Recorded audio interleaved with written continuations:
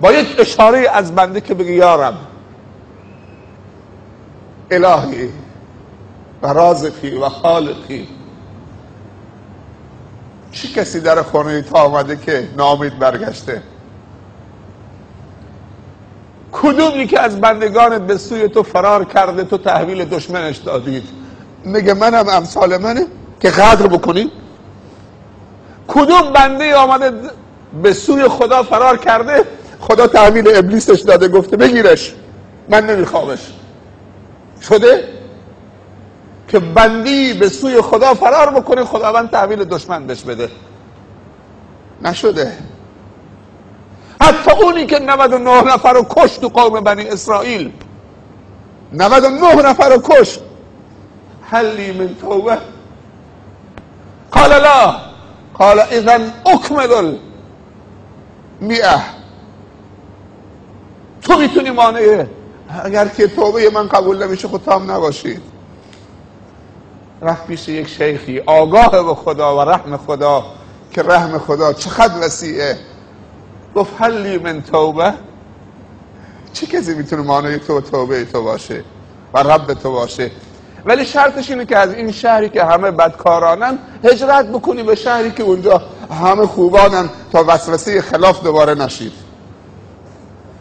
من دیشبم گفتم کافیه که فقط دلت هوای خدا بکنه، کار تمامه. اعمال شاق زیادی نمیخواد، فقط این مسیر دلت عوض بشه.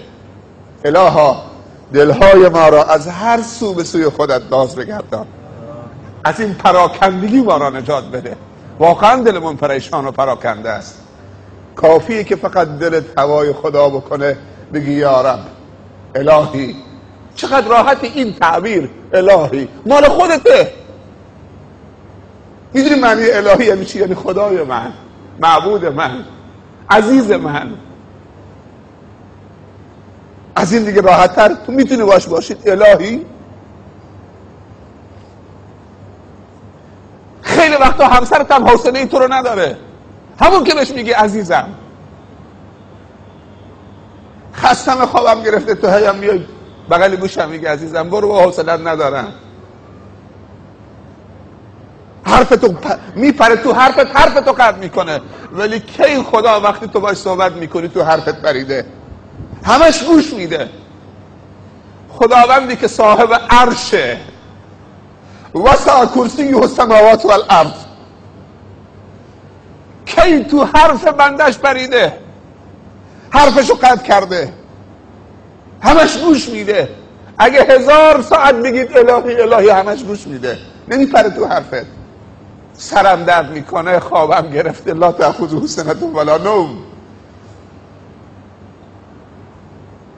الان بد موقع است، بعد تماس بگیر.